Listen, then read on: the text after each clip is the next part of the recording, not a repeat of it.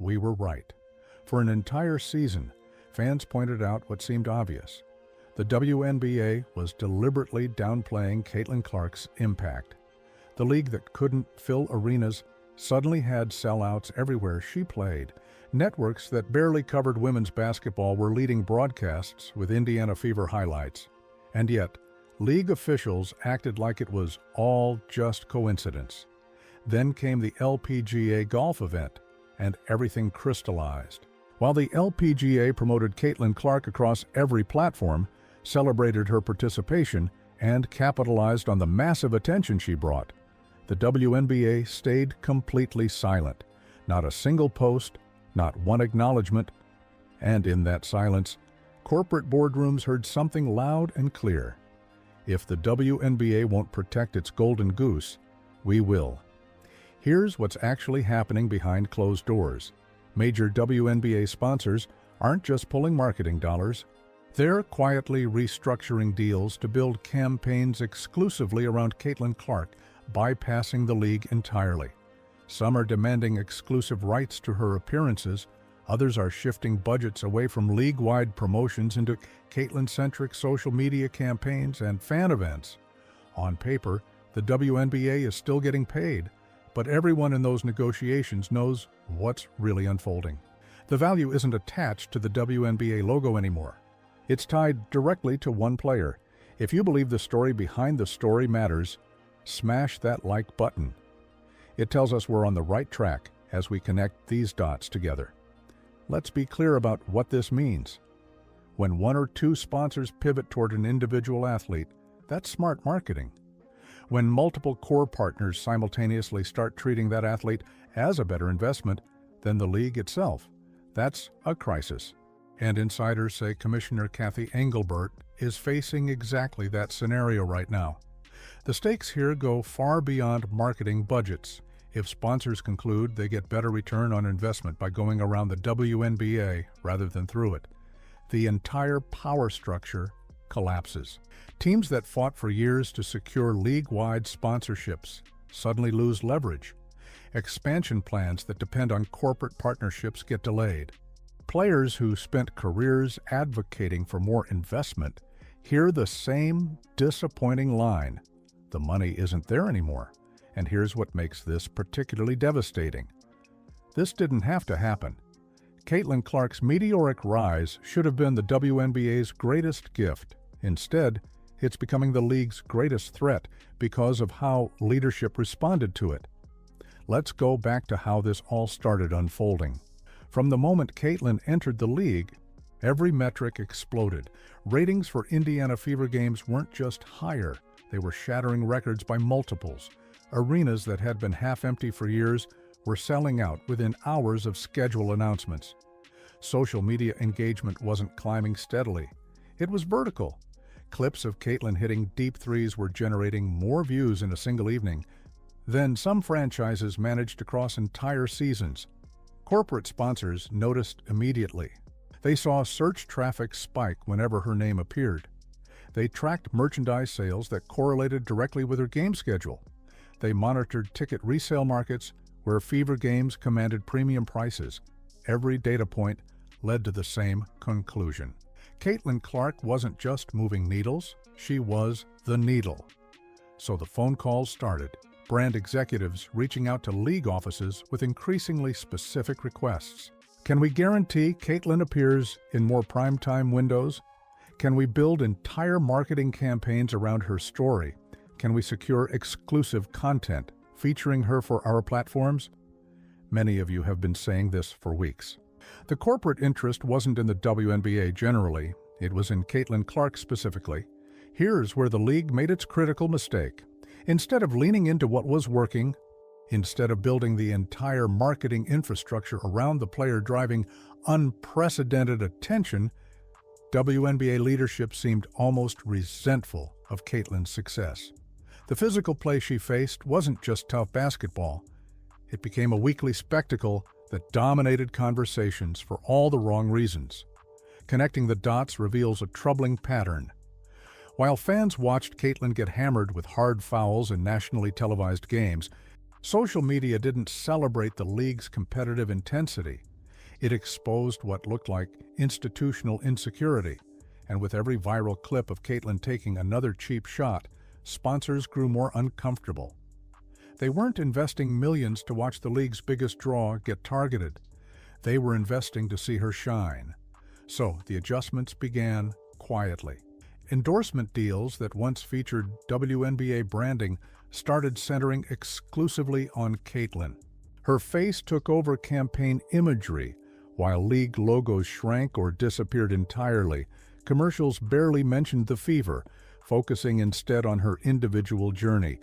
Cross-sport events began positioning Caitlyn as the headline attraction, with the WNBA reduced to a footnote in the promotional materials.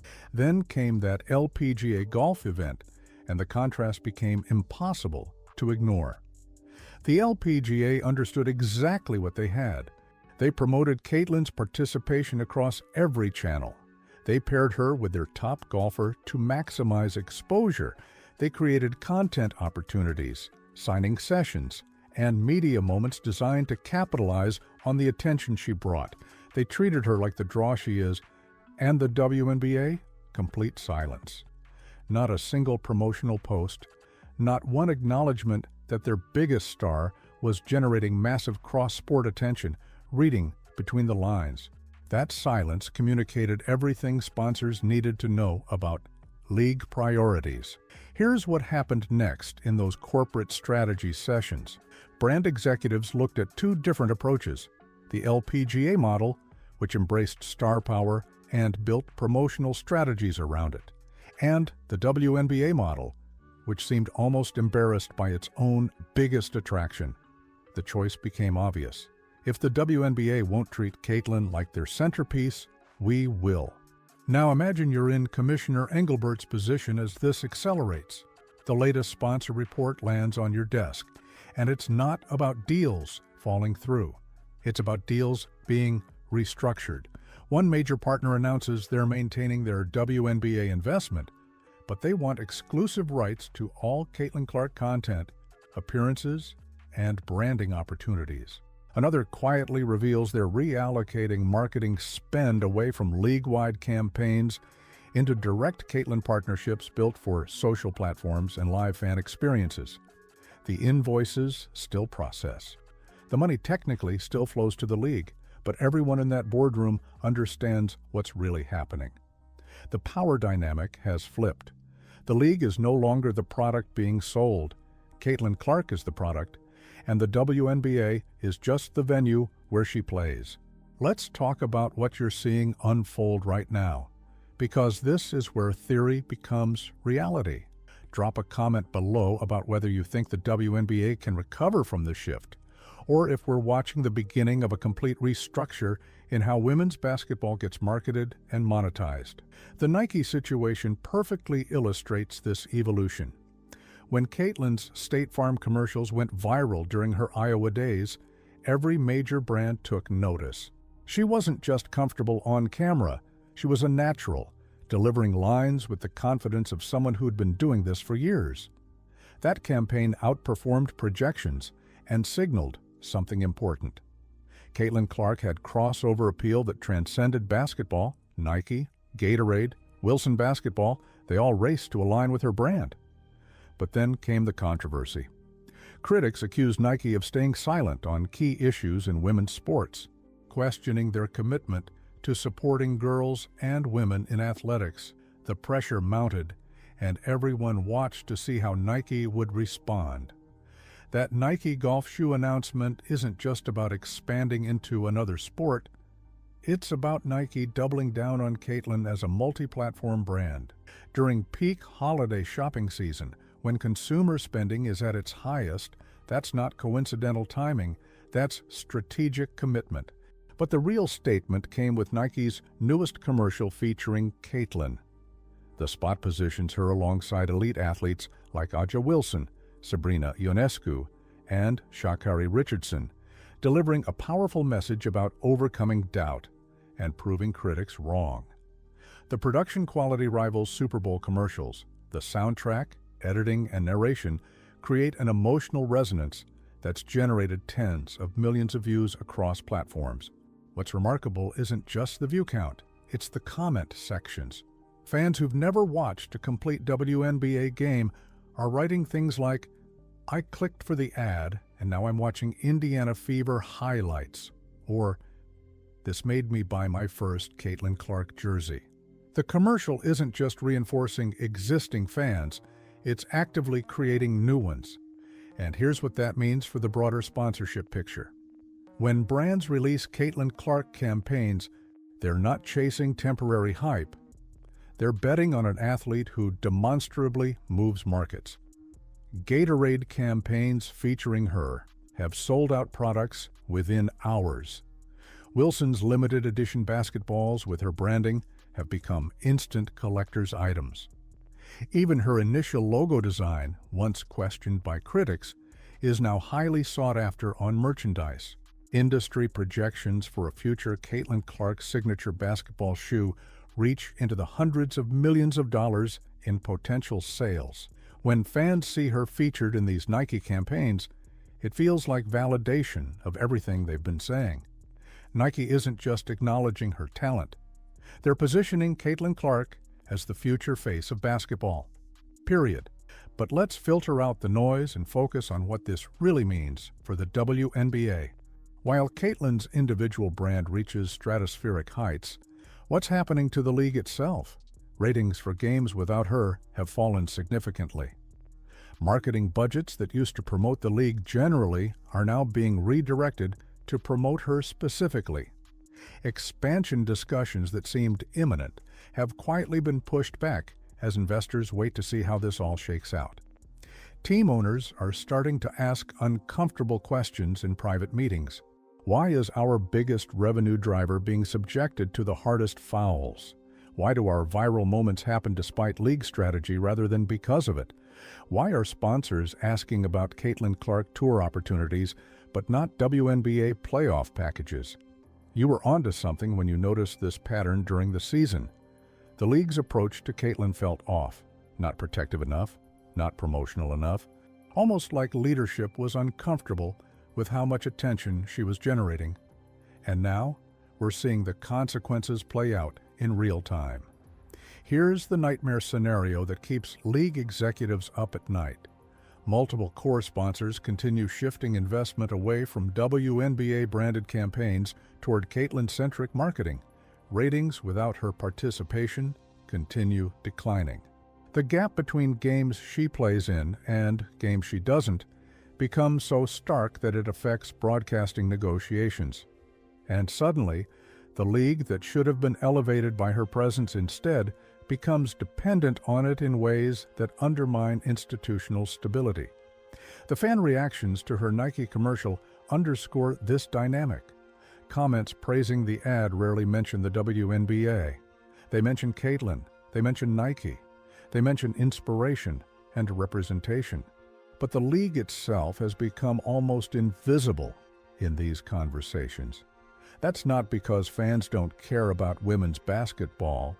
It's because the marketing has trained them to focus on the individual rather than the institution. This creates a fascinating tension. Other prominent stars like Angel Reese, Sabrina Ionescu, and Aja Wilson have strong brands and significant followings, but Caitlin is the one headlining global commercials during peak shopping seasons. She's the one brands are building entire campaigns around. She's the one driving the kind of crossover attention that expands the audience beyond traditional basketball fans. And if sponsors conclude they can achieve all of that without centering the WNBA in their messaging, what leverage does the league actually have? This is what Commissioner Engelbert is reportedly alarmed about. Not that Caitlin is successful, but that her success is increasingly decoupled from league success in ways that could fundamentally reshape power dynamics. The commercial bridges two worlds brilliantly. On one side, major corporations like Nike, Gatorade, and Wilson investing heavily in her as a marketing force. On the other, young fans, especially girls, seeing someone who represents them dominating both on the court and in cultural conversations. Caitlin isn't just a basketball player anymore. She's becoming a cultural icon who transcends the sport. That's exactly what should have made her invaluable to the WNBA. Instead, it's making her independent of it. When brands can build campaigns around her that generate more engagement than league-wide initiatives, when her individual appearances drive more ticket sales than team marketing, when her signature products outsell league merchandise, the calculus changes for everyone involved. So where does this go from here? If you've been following this story and want to understand how these sponsorship dynamics could reshape the entire future of women's basketball, make sure you're subscribed with notifications turned on. We're tracking every development as this unfolds. And based on what insiders are saying, the next few months could determine whether the WNBA adapts to this new reality or gets left behind by it. This isn't just about commercials or sponsorship deals. It's about who controls the narrative and the economics of women's basketball going forward. And right now, the answer is becoming increasingly clear. Caitlin Clark does.